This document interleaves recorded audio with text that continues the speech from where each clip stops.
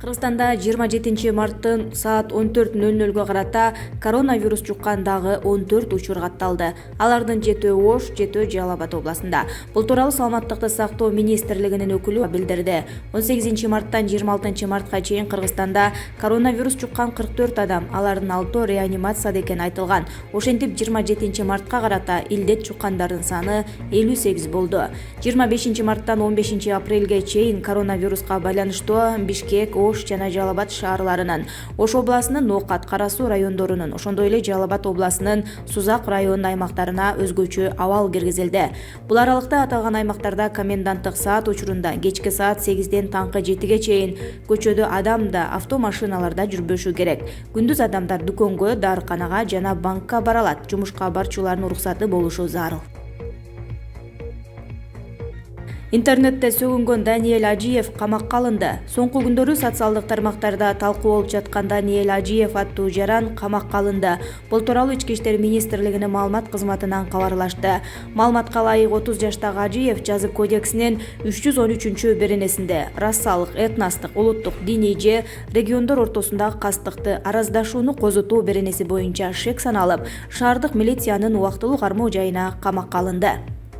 Милициянын маалыматы боюнча Даниэль Ажиев кармоо учурунда баңгизат колдонгону аныкталган. Даниэль Ажиев Инстаграмдагы баракчасында видео жарыялап, колунда жокторго жардам көрсөтүп жатканын сындагандарга нааразы болуп сөгүнгөн. Даниэль Ажиев мындан тышкары бир нече видеону социалдык тармактарга жайылткан. Анда ал Жогорку кеңештин депутаты Алиарбек Абжалиевдин уулу, Бишкек шаардык кеңешинин депутаты Темирлан Токобековдун ысымын бир нече жолу атап, ага нааразычылыгын билдирген. Анын жол кырсыгына катышканын эске салган. Бишкек шаардык кеңешинин депутаты Темирлан Токобеков катышкан жол кырсыгы 2019-жылы 7-июлда таңга жук Бактуу Долоноту айылында болгон. Депутаттарга айлык төлөбөй шайлоону келерки жылга калтыруу жөнүндө сунуш киргизилди. Жогорку кеңештин депутаты Дастан Бекешев быйыл Кыргызстанда пландалган жергиликтүү кеңештердин жана парламенттин депутаттарын шайлоо өнөктүктөрүн токтотуп, келерки жылы чогуу өткөрүш керек деген сунушун берди. Депутат 27 мартта социалдык түйүндөр аркылуу президентке жана парламент төрагасына кайрылды. Ал Жогорку кеңеште жыйынга чогулуп, ушул сунушту талкуулоого чакырды жана ошентсек 1 миллиард сом үнөмдөп кала алабыз деп билдирди. Ошону менен катар Бекешев быйыл октябрь айынан тартып парламенттин депутаттарына айлык төлөбөй, сый акы жана квартал сайын берилип туруучу акчаны да токтотууну сунуш кылды. Ал чукул бюджет тууралуу мыйзам долбоорун иштеп чыгыш үчүн комитет түзүш керек экенин айтты. 5 шаардык 25 айылдык кеңештин депутаттарын шайлоо 12 апрелде болмок. Балыкчы, Каракол, Майлуу Суу, Ош жана Токмок шаар кеңештерине 22 саясий партия ат салышаары кабарланган. Бирок коронавируска байланыштуу абалдан улам бул өнөктүк президенттин жарлыгы менен убактылуу токтотулган. Ал эми парламенттик кезектеги шайлоо 4 октябрга пландалган. Өзбекстандын Наманган шаарында коронавирус жуккан 72 жаштагы аял каза болду. Бул тууралуу өлкөнүн саламаттыкты сактоо министрлиги билдирди. Аял бул илдетке чалдыкканга чейин башка оорулардан да жабыркап келген. Маркум коронавирусту Туркияга барып келген кызынан жуктуруп алганы маалым болду. Өзбекстандагы баш кала Ташкенттен кийинки эле чоң шаар Намангандагы жол каттамдары илдеттин жайылышын ооздуктоо максатында жабылды. Коңшу мамлекеттин бийлиги вирус 11 дарыгерде аныкталган соң ооруга чалдыккан бейтаптар менен иштешкен бардык медицина кызматкерлерине кошумча акча төлөнөрүн билдирди. Ага ылайык дарыгерлер ар бир 2 аптада 2,5 миң медайымдар жана лаборатория кызматкерлери $1,500, калган кызматкерлер $500 алат.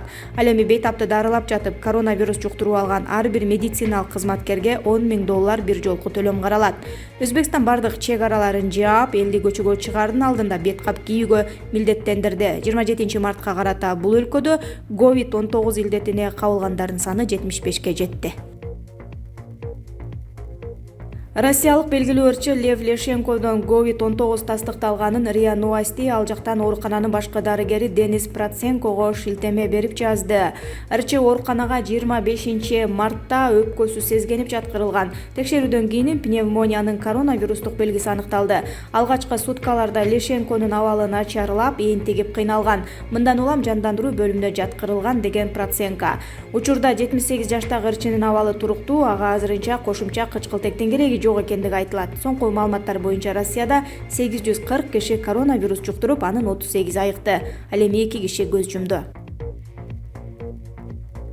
УКМК элди дүрбөтүп жалган маалымат тараткан сайтты аныктады. 25 март күнү чындыкка дал келбеген маалыматтарды жарыялаган The Asia Times маалыматтык сайты аныкталды. Бул тууралуу Улуттук коопсуздук мамлекеттик комитетинен билдиришти. Белгилей кетсек, УКМК коомдук саясий абалды курчутууга багытталган мыйзамсыз иш-аракеттерге бөгөт коюу жана алдын алуу максатында интернет мейкиндигине мониторинг жана анализ жүргүзүп келет. Аталган сайт Кыргызстанда 2 адам коронавирустан каза болду деген аталыштагы жалган маалымат таркатып, калк арасында паникалык маанайды жараткан дешти УКМКдан. Факты боюнча сотко чейинки өндүрүштүн материалдары Кыргыз Республикасынын кылмыш жаза кодексинин 344-беренеси билип туруп жалган маалымат таратуу боюнча кылмыш жана жоруктардын бирдиктүү реестрине катталды. Учурда тергөө жүрүп жатат. Кордайга Кыргызстандан барган кыздан коронавирус аныкталды. Казакстандын Жамбыл областында коронавирус жуктурган аныкталган 24 жаштагы кыз ал жакка Кыргызстандан барган аныкталды. Бул тууралуу Спутник Казакстан агенттиги жазды. Ал Кордай районуна 24 март күнү кирип, ошондон бери карантинде кармалып турган. Учурда кыз жугуштуу оорулар стационарына жаткырылды. Акыбалы канааттандырарлык. Байланышта болгондор текшерилип жатат деп айтылат билдирүүдө.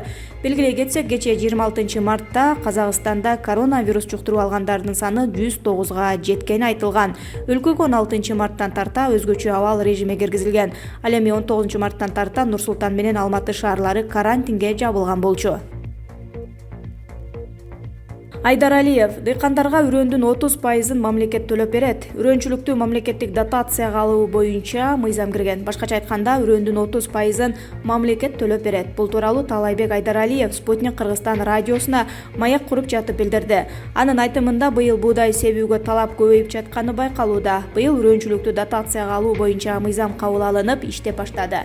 Буга байланыштуу жерлерде арпа, буудай жана жүгөрүн үрөнүнө 30% дотация бар. Башкача айтканда, үрөндүн 21 сом болсо, анын 7 сомун мамлекет төлөп берет. Бул дыйкандар 14 сомдон сатып алып калат дегендек. Баалар Айыл чарба министрлиги тарабынан коюлуп, монополияга каршы жөнгө салуу мамлекеттик агенттиги менен макулдашылган. Мындан улам үрөнгө болгон баа кескин жогорулап же төмөндөп кетпейт. Учурда мамлекеттик статусу бар үрөн чарбаларында ушул 3 азыгы 30%га арзан сатылып жатат. Албетте, аны алыш үчүн атайын талаптар бар. Дотациялык программа менен үрөн алгысы келген дыйкандар райондук комиссияга тийиштүү документтерин тапшырат. Андан кийин Айыл чарба министрлиги карап чыгып, арзан үрөн алууга уруксат берет, деди Айдар Алиев. Ал үрөн, жер семирткич, дегил айыл чарба продукцияларын ташыган транспорттор бардык аймакка тоскоолдуксуз кое берилерин кошумчалады.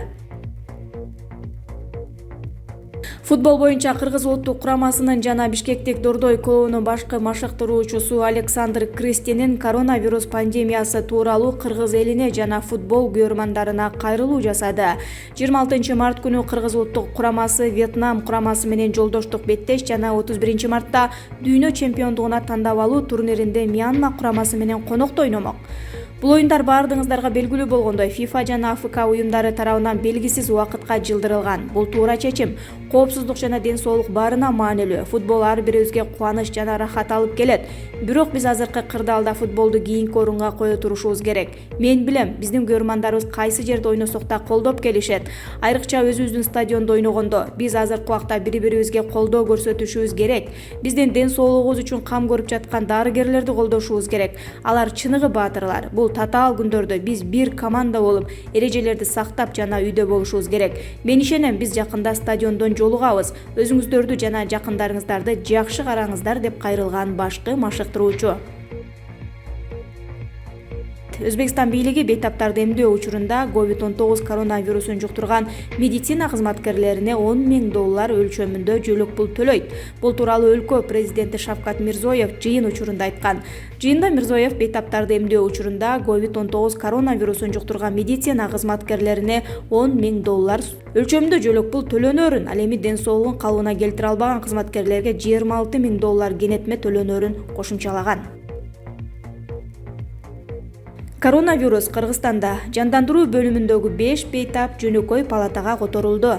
Кыргызстанда коронавирус жуктурган 6 бейтаптын 5-өө жандандыруу бөлүмүнө которулду. Бул тууралуу бүгүн 27-мартта онлайн маалымат жыйынында коомдук саламаттыкты сактоо башкармалыгынын башчысы Айнура Ахматова билдирди.